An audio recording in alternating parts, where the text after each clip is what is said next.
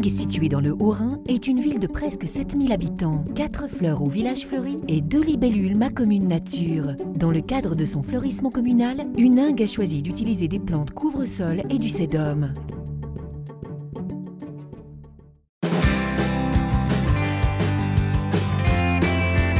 L'intérêt d'une plante couvre-sol, c'est couvrir le sol, empêcher donc par leur occupation du terrain la levée des adventices, des mauvaises herbes, et de favoriser le bilan hydrique des arbres ou des arbustes sur lesquels ces couvre-sols sont plantés. Ce qu'on utilise beaucoup, notamment au parc des eaux vives, c'est des lierres, couvre-sol naturel. On utilise aussi quelques carex, l'intérêt notamment pour la faune et pour une très bonne résistance à la neige. Et on utilise aussi des anémones qui permettent de constituer un habitat, notamment pour les insectes et pour les oiseaux. Ce sont des plantes très faciles d'entretien. Un entretien au mois de mars, donc une taille relativement courte de tout ce qui est décharné, donc jaune, et c'est tout. Après le reste, c'est l'entretien, je dirais, courant, qui peut être limité par un paillage pour éviter les adventices.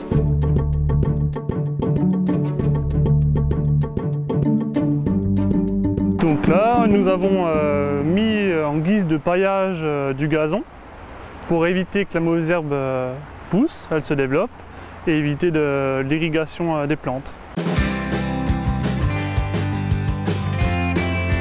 Le sédum, intérêt du sédum, pas besoin d'eau, très peu d'eau, donc même en milieu sec, voire gravillonneux, sur les terrains même très filtrants, pas de souci, pas besoin d'eau, pas d'apport.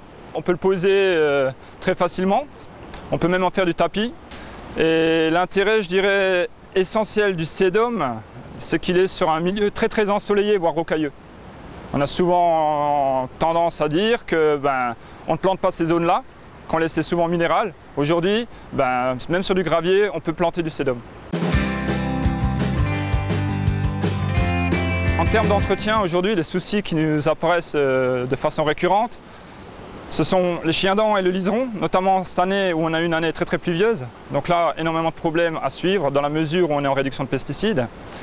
Et sur les sédums, c'est surtout l'invasion canine qui fait qu'on a des dégradations assez conséquentes. Le fait d'arrêter les pesticides, ça fait économiser bien sûr des empoisonnements éventuels de la nappe. Par contre, en termes de temps de travail, ça multiplie à peu près le temps d'intervention par 5. C'est ce qui est à peu près sur une heure ce qu'on se rend compte. Donc c'est quand même considérable. Bon après, il faut faire l'effort au niveau de main d'œuvre et tout ira bien. C'est beaucoup de travail pour nous en guise de désherbage et autres, mais c'est une satisfaction personnelle. On a vu par l'évolution du parc des animaux qui viennent de plus en plus qui n'y étaient plus avant, notamment les poules d'eau, les canards et beaucoup les écureuils. Et du coup, tout ça, c'est superbe.